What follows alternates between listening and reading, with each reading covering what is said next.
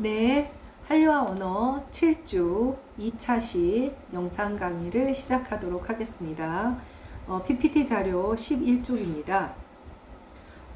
이제 그 로마자 표기법 지난 차시에서 이제 유튜브에서 이제 K-팝 가사들을 소개할 때 어떠한 방식으로 나타나고 있는지 확인을 한번 했는데요.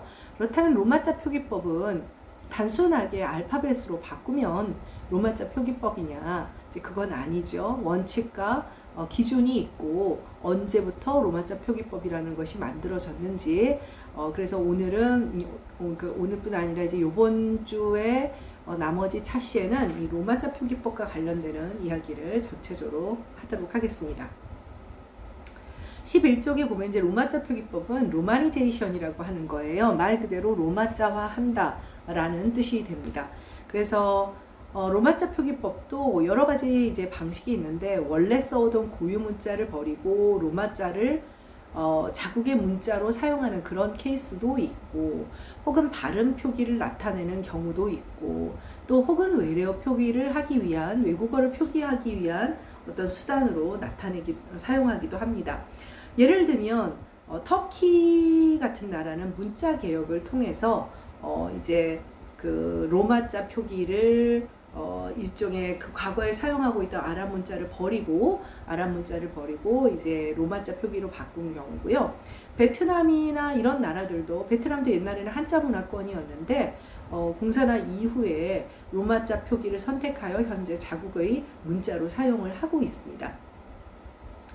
얼마 전에 보면 미얀마 같은 나라는 이렇게 동글동글한 모양으로 글씨가 돼서 글자가 있어서 자국의 문자를 이제 그대로 고수하고 있는 반면, 베트남의 경우에는 한자 문화권 안에 있다가 이제 사용이 불편하니까 공산화와 더불어서 이제 로마자 표기를 선택을 하게 돼요. 그래서 11쪽에도 그러한 얘기를 하고 있습니다. 그래서 터키의 문자 개혁이라고 해서 20세기 초에 이슬람 문화를 받아들이면서 아랍 문자를 사용하게 되었죠. 원래 동쪽에 있던 돌골족이 서진을 하며 투르크, 터키가 되었는데, 근데 너무 불편하단 말이죠. 알다시피 여러분들 터키어는 우리와 계통적으로 같은 알타이어로 알려져 있어요. 그런데 기본적으로 알타이어는 모음이 굉장히 발달해서 몸의 종류가 많아요. 그런데 터키가 이슬람 문화를 받아들이면서 이제 서남아시아 문화권의 영향을 받으면서 이슬람 문화를 받아들이고 아랍 문자를 사용하게 되었어요. 그러니까 이제 동쪽에 살 때는 돌골 문자라고 해서, 아시아 쪽에 가까울 때는 돌골 문자라고 해서 한자를 변형한 형태의 문자를 사용했지만, 서진을 해서 아랍 문화권에 들어가다 보니 상대적으로 종교의 영향도 있고 그래가지고 이제 아랍 문자를 사용하게 됐는데, 방금 말했다시피 아랍어는 기본적으로 모음의 개수가 3개밖에 없는, 전 세계에서 가장 모음의 개수가 적은 언어예요. 그러다 보니 굉장히 불편한, 마치 우리나라가 한자를 사용하여 쓰면서 굉장히 불편했던 것과 같은 맥락의 어려움을 가지고 있었습니다. 그래서 음성학적 필요에 의해서 만든 국제 음성기호라고 하는 것이 있는데, 인터내셔널 포네틱 알파벳, 이것도 사실 결과적으로 로마자의 형태를 가지고 있거든요. 여러분들이 흔히 알고 있는 발음기호를 떠올려 보면 알 거예요. 발음기호라는 것도 기본적으로 로마자 표기 알파벳이니까요. 또 그 외에도 자국의 독자적인 문자가 있다더라도 대외적인 필요에 의해서 국제적으로 많이 통용되는 로마자를 사용하기도 하죠. 우리도 마찬가지예요. 자국의 문자가 있으니까 김경화로 한글 표기를 하지만 명함에 동시에 로마자 표기법, 로마니제이션의 표기를 병행을 하고 있죠. 늘 한국 사람만 만나는 것은 아니니까. 네. 자, 다음 달라 국어의 로마자 표기법 방안은 1832년 독일인 지볼트의 안을 비롯해서 서양의 동양학자나 선교사, 외교관들이 만든 안들이 있고 정인섭, 최연배, 박창희 등 국내 학자들이 만든 안도 여럿 있어요. 그러다가 1940년 조선어학회의 안과 48년, 59년, 84년 3번에 걸쳐서 나온 지금 현재 교육부의 전신인 문교부의 안, 그리고 2000년에 고시된 문화관광부 안이 있어요. 지금은 문화체육부지만 그때는 문화관광부였고, 현재 우리가 사용하고 있는 규정으로, 표준 규정으로 보고 있는 것은 2000년 문화관광부 시절에 제정을 한 로마자 표기법입니다. 네, 자, 여기 이제 여러 가지 표기법들 가운데 맥킨라이 샤워 시스템과 예일 시스템, 그리고 국어의 로마자 표기법이라고 하는 문화 관광부의 세 가지 시스템이 일반적인 한국어의 로마자 표기법인데, 이게 왜 그러냐면 맥킨라이 샤워 체계나 예일 체계나 초창기에는 국내 학자들보다는 이제 근대화의 과정에 함께 이제 그 선교사들이나 또 학자들의 시스템을 많이 수용을 하게 됐거든요. 그래서 지금도 예를 들면 뭐 한국어와 관련되는 언어학적인 접근을 하거나 할 때는 예일 체계, 예일 시스템을 많이 써요. 맥킨라이 샤워는 사람 이름이고요. 네, 그래서 요거는 요 체계들에 대해서는 어떤 차이가 있는지 조금 이따가 함께 살펴보게 될 겁니다. 자, 그렇다면 이제 도대체 로마자가 뭐냐? 선생님이 로마자라 그랬다가 알파벳이라 그랬다가, 사실은 로마자, 다른 말로는 라틴자예요. 뭐 여러분도 알다시피 이제 로마 제국의 문자가 라틴 문자거든요. 라틴 제국이잖아요. 근데 이제 일반적으로 같은 용어로 보고요. 우리가 이 로마자나 라틴자는 사실은 이제 우리가 일반적으로 사용하는 알파벳이죠. 다 알다시피 예를 들면 가장 대표적으로 키릴 문자, 지금 뭐 한참 시끄러운 러시아가 사용하고 있는 키릴 문자도 로마자예요. 근데 변형이 좀 많이 돼서 좀 모양새가 다르고, 프랑스 역시 로마자를 사용하지만 뭐 여러 가지 뭐 악상 떼기, 악상 세이르 콤플렉스 해가지고 뭐 약간의 형태가 바뀌는 그런 구별 표지를 하고요. 그 다음에 독일어도 마찬가지고, 독일어의 베타는 뭐 SS를 나타낸다든지. 그러니까 우리가 일반적으로 알고 있는 가장 대표적인 어떤 특정의 표지를 사용하지 않고 있는 이제 로마자가 이제 영어 표기인 것이고, 나머지 언어들도 이런 그 로마자를 선택하면서 예를 들면 뭐 악센트 표시 같은 걸 붙인다든지 꼬리를 붙인다든지 뭐 이런 형태를 사용을 하게 됩니다. 그럼 이 로마자는 로마 제국에서 만든 것이냐? 그렇지는 않아요. 라이팅 시스템, 문자 체계의 역사를 보면, 네, 12쪽을 같이 보면 이집트의 상형 문자 하이로글리픽스를 계승한 셈 문자, 그 세미틱 라이팅을 기원으로 한다. 그러니까 햄셈 어족이라고 하는 게 있어요. 우리 알타이 어족처럼. 햄셈 어족은 뭐냐면 지중해 연안에, 특히 북아프리카 지역의 이렇게 아랍 문화권의 서남아시아 쪽까지 이제 가는 그런 언어들을 셈햄 어족이라고 하는데, 세미틱, 세미토, 하미토, 랭귀지 패밀리 이렇게도 부릅니다. 어찌되었건 결국 이집트도 북아프리카의 연안이기 때문에 이 상형 문자, 이게 여러분들이 알고 있는 뭐 투탕카멘왕의 저주, 인디아나 존스 그런 데 나오는 상형 문자죠. 하이로글리픽스. 근데 이 상형 문자로 쓰는 건 불편하잖아요. 조금 형태가 단순화되고 하는 것이 셈 문자예요. 셈 문자의 갈래 여러 문자들 가운데 페니키아라는 문자가 있어요. 이 페니키아라고 하는 나라는 해상 무역을 통해, 지중해 해상 무역을 통해서 부를 축적한 국가인데, 무역을 하자 하니 아니 당연히 거래를 해야 되잖아요. 그러니 장부가 필요하죠. 그러다 보니 이집트의 셈족의 셈 문자를 받아들여서 자기들 나름대로 또 변형을 시켜요. 이게 이제 페니키아 문자입니다. 해상무역 발달 그리스로 전해졌고, 이 그리스에서 중요한 문자 혁명이 일어나죠. 여러분이 알고 있는 그리스 문자 알파, 베타, 감마, 지금 그거 가지고 코로나 이름 계속 나오잖아요. 오미크론이 거의 끝이에요. 오미크론, 오메가, 그게 그리스 문자 이름이거든요. 근데 그리스 문자는 초창기에 음절 문자였어요. 음절 문자였다가 나중에 이제 그 자음과 모음의 분석을 하게 되는데, 어떻게 되냐면 페니키아 문자에는, 그리스의 문자에는 없던 자음 문자가 있었어요. 그러니까 그리스 문자는 음절 문자였기 때문에, 그래서 원래 모음을 표기하지 않는 음절 문자였던 그리스 문자는 이들을 수용하여 모음자와 자음자를 구별해서 음소 문자, 지금의 알파벳의 기원을 만듭니다. 그러니까 로마자, 그리스 로마 신화의 뜻이, 그러니까 고대 문명의 발사지다. 여러분 알파벳이 뭐냐면 알파와 베타의 문자라는 뜻입니다. 그리고 한글처럼 훈민정음처럼 백성을 가르치는 바른 소리, 한자처럼 한족의 글자, 이런 의미 없어요. 그런 의미 없고 알파와 베타의 문자라는 뜻이에요. 알파가 이게 속보를 나타내는 상형 문자에서 나온 것이고, 베타가 아마 사람을 나타내는 걸 거예요. 어찌되었건 간에. 그래서 알파와 베타의 문자, 알파벳, 그게 그리스 문자.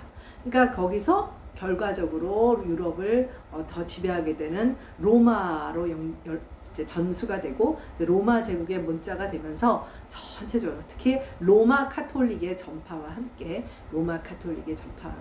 전 유럽의 기본적인 문자로서 제공이 되게 되고 전파가 되게 되는 겁니다. 네, 13쪽으로 가도록 하겠습니다. 자, 그럼 이들 로마자는 얼마나 많은 지역에서 사용을 하고 있느냐.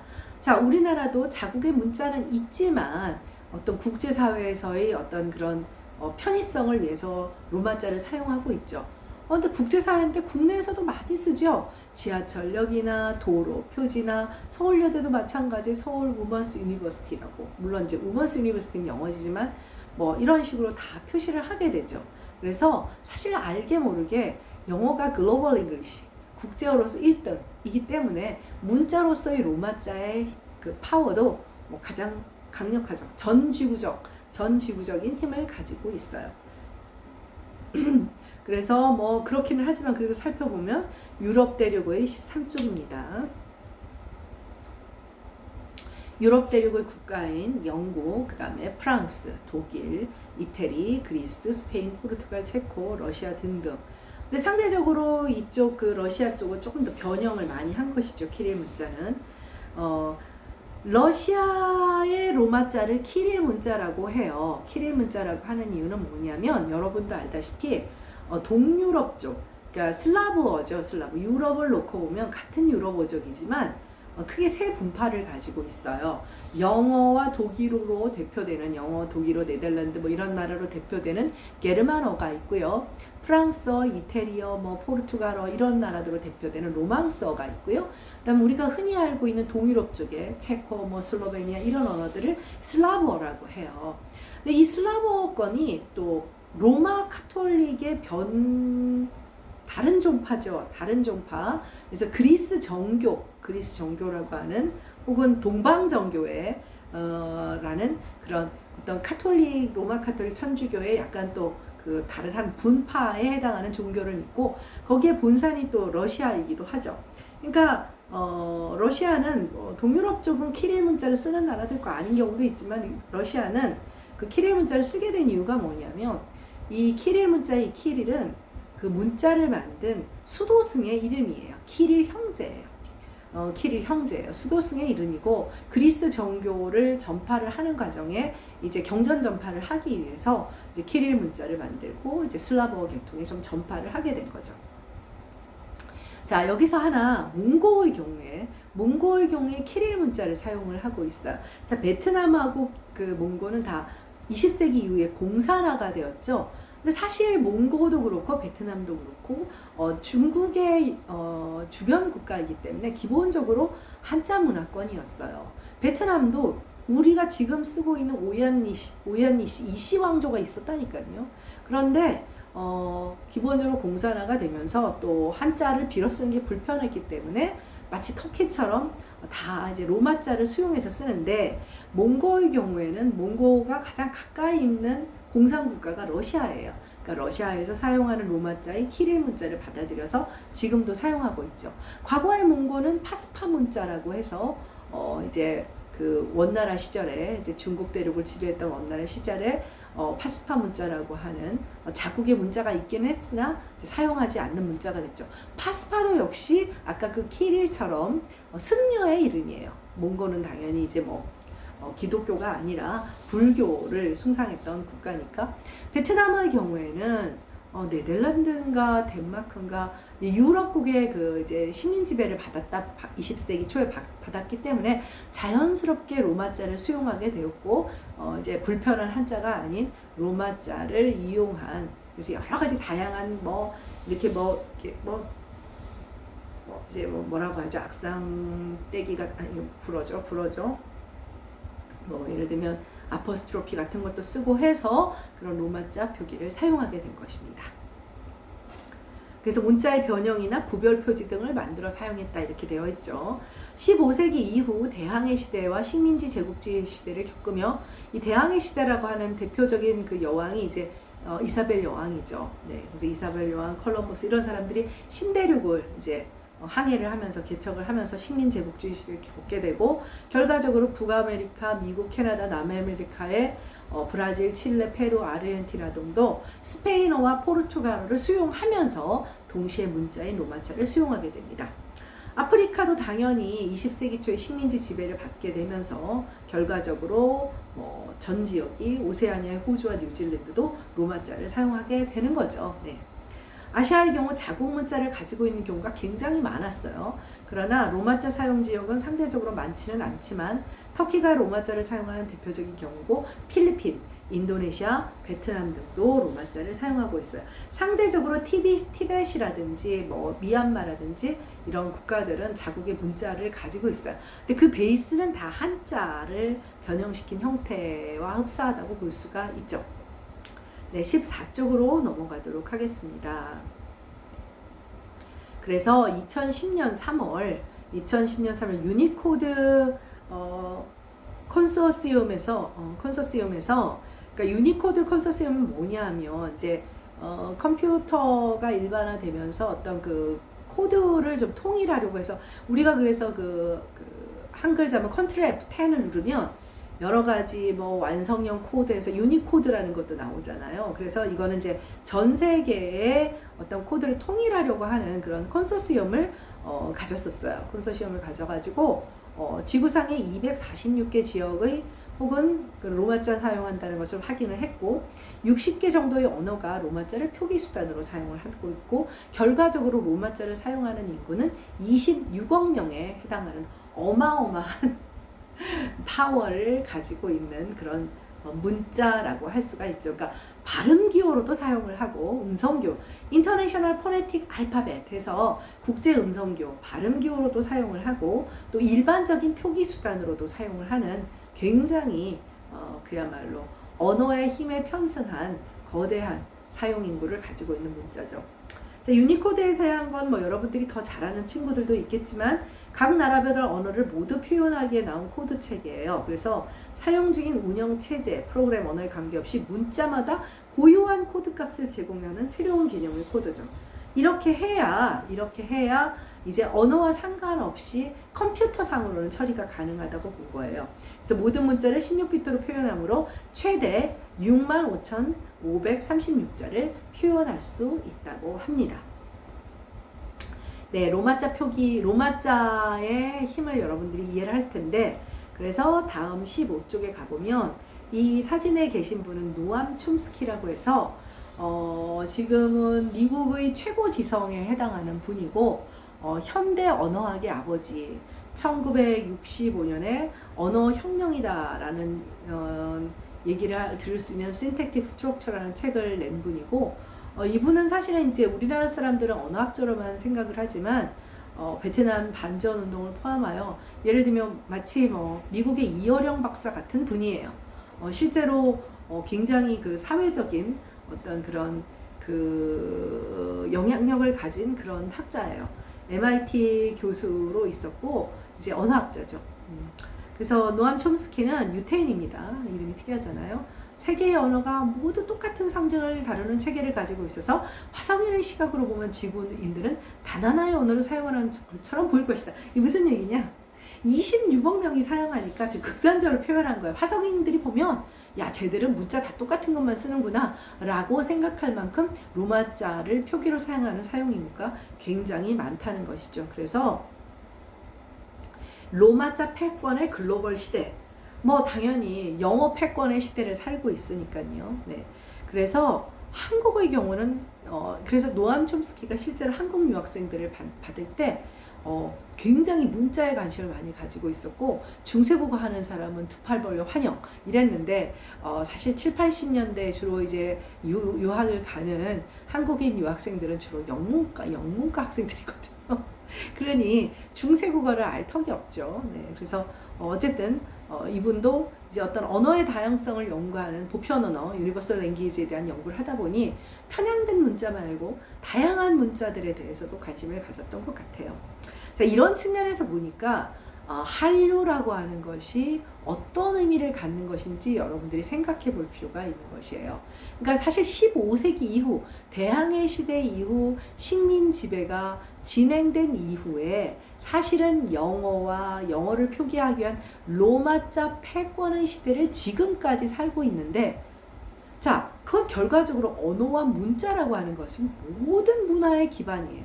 그런데 어디서 뜬금없이 땅덩어리도 코딱지만한 나라의 문화 콘텐츠들이 그야말로 선진 서구 대중문화를 잠식하고 있다는 느낌까지 드니 이게 뭔 일이냐라는 그런 반응을 보이게 된 것이죠.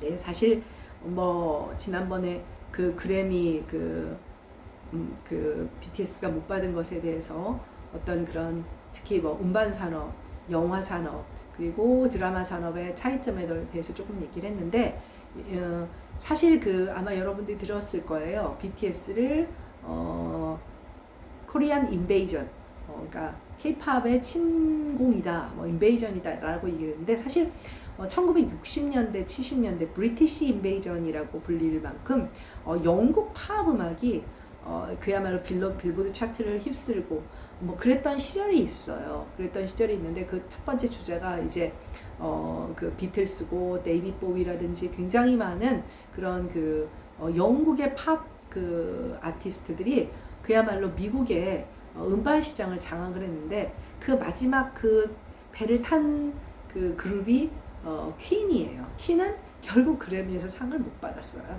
그래미에서 상을 못 받았을 뿐 아니라 여러 가지 측면에서 미국 진출을 했을 때 홀대를 좀 받았죠. 그들의 대중적 인기와 아티스트로서의 역량이 그다지 수용받지 못했고, 뭐 여러분도 잘 알다시피 지금의 뭐 미국과는 달리 당시에 이제 그 동성애라든지 또 그다음에 또 이제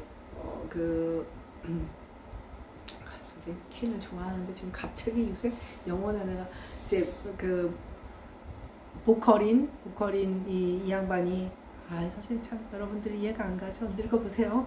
뭐 이름이 생각 안 나. 보컬이 또 이제 에이즈에 걸리는 그런 여러 가지 문제들이 그 무렵에 특히 또 에이즈에 대한 혐오가 굉장히 컸던 또 시기이기도 하죠.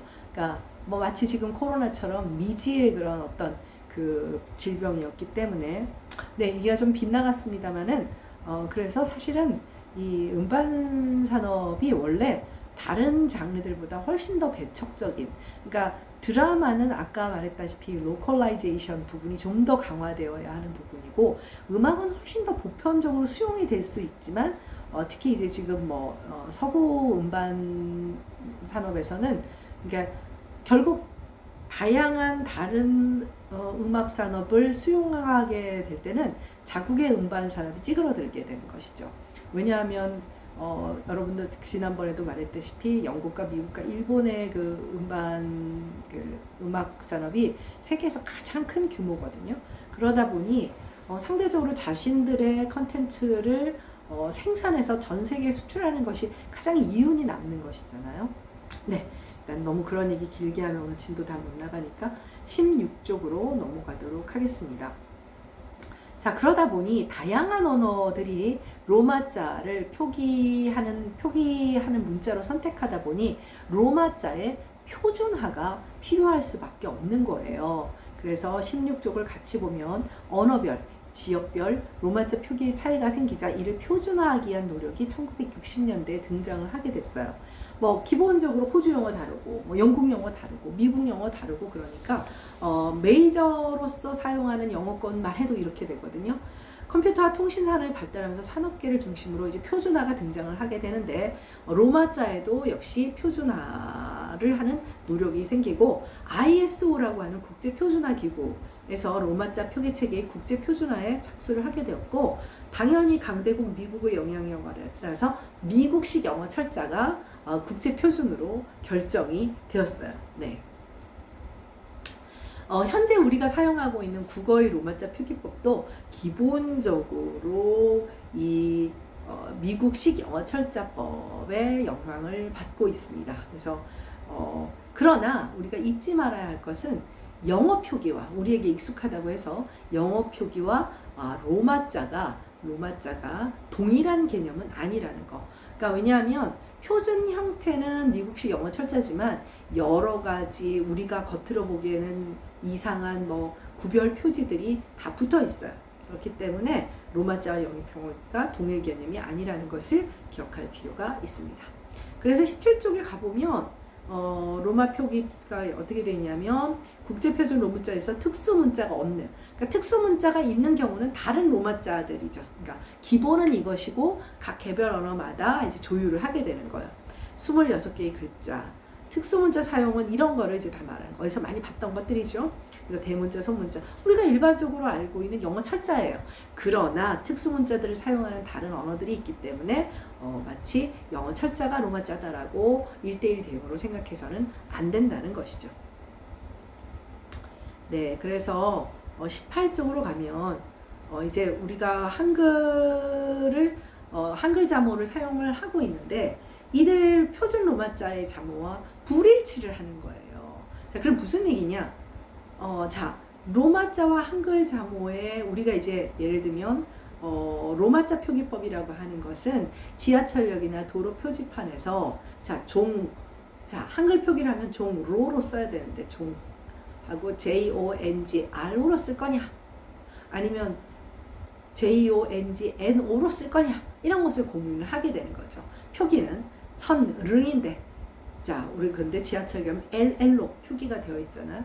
이처럼 한글 자모와 로마자 표준 로마자의 자모는 불일치할 수밖에 없어요. 불일치할 수밖에 없다 보니 여러 가지 문제들이 생겨나게 되죠. 그러니까 우리 한글 자모를 로마자 표기법으로 바꾸는 것도 또 여러 가지 외국어들을 코리아니제이션이라고 해요. 한글 표기로 바꾸는 것도 문제가 되는 것이죠. 네, 무슨 말인지 이제 살펴보면 더 구체적으로 알게 됩니다. 그래서 우리가 여러분들 그 맞춤법이 있고 표준어가 있고 외래어 표기법이 있고 로마자 표기법이 있어요. 그래서 한글 맞춤법 강의라고 하는 그런 책들을 사거나 이러면 첫 번째 맞춤법, 두 번째 표준어, 세 번째 외래어 표기법. 외래어 표기법은 코리아니제이션이에요. 외국어를 한글로 바꾸는 거예요. 그래서 각 개별 언어마다 다 따로 되어 있어. 태국어의 경우, 뭐 에스파니어의 경우 다 정리가 되어 있습니다. 그 다음에 마지막으로 로마자 표기법. 자, 그러면 예를 들면 뭐 어떤 게 있을까요? 지하철 먹골은 어떻게 쓸 거냐? KK로 쓰면 될 거냐? R로 쓸 거냐? L로 쓸 거냐? 이제 그 로마자 표기법이 되는 것이죠. 네. 자, 18쪽으로 가겠습니다. 로마자의 알파벳은 자음자가 21개, 모음자가 5개예요. 모음은 아에이오. 대부분의 많은 언어들이 모음이 5개를 가지고 있어요. 아에이오, 일본어도 그렇고요. 근데 한글은 자음자가 14개, 모음자가 10개예요. 그럼 어떻게 된 거야? 자음은 모자라고 모음은 남아돌죠. 기호가 1:1 대응을 하지 않으면 당연히 표기에 여러 가지 문제가 생기게 되겠죠. 그렇죠? 그러니 어찌되었건 간에 그 규정을 정하는 거예요.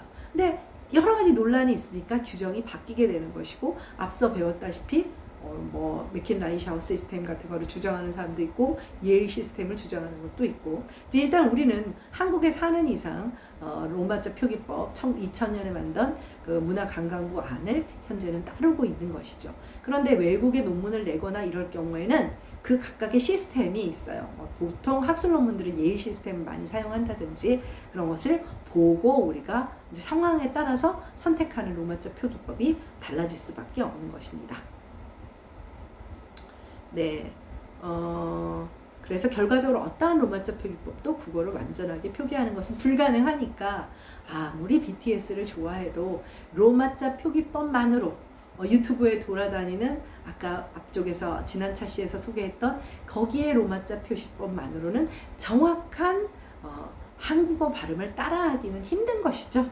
그러니까 최대한 가깝게 정도, 최대한 근사하게, 가장 가깝게, 이때의 근사하다는 건 멋진 게 아니라 근사값 할 때 최대한 비슷하게 만드는 것을 목표로 합니다. 네, 자, 로마자 표기의 목적이라고 하는 것이 있어요. 여기까지만 하고 쉬도록 하겠습니다. 로마자 표기의 목적은 사실 이미 어느 정도 얘기를 했지만 로망스 제어, 즉 인도 유럽 오족의 일반적인 표기 수단, 그러니까 뭐 여러 가지 유럽 대륙에 러시아까지 포함하는 그거는 표기 수단이죠. 우리가 한글을 표기 수단으로 사용하는 것처럼 이런 경우 굳이 로마자 표기라고 굳이 말하지는 않아요. 즉 일상적인 표기 수단으로 로마자를 사용하지 않는 언어, 우리 한국어 같은 경우 이 경우에 로마자 표기법, 로마니제이션이라고 하는 거예요. 자, 그래서 일단 첫째, 로마자를 표기를 하는 경우, 로마자 모국어의 표기 문자로 사용하는 경우, 모국어의 발음 기호로 사용하는 경우, 모국어의 표기 문자는 유지하되 대외적인 효용을 위해 활용하는 경우, 우리는 세 번째 경우에 해당을 합니다. 그러니까 모국어의 표기 문자로 사용하는 경우는 자국어가 어차피 원래 로마자를 사용하는 경우도 있지만 터키처럼 문자 개혁을 통해서 바꾸기도 하죠. 발음 기호로 사용하는 것은 중국어의 병용 표기 같은 경우예요. 네, 일단 2차 시수업 여기서 마치도록 하고요. 20쪽 PPT 자료 20쪽부터 3차 시에 살펴보도록 하겠습니다. 수고했습니다.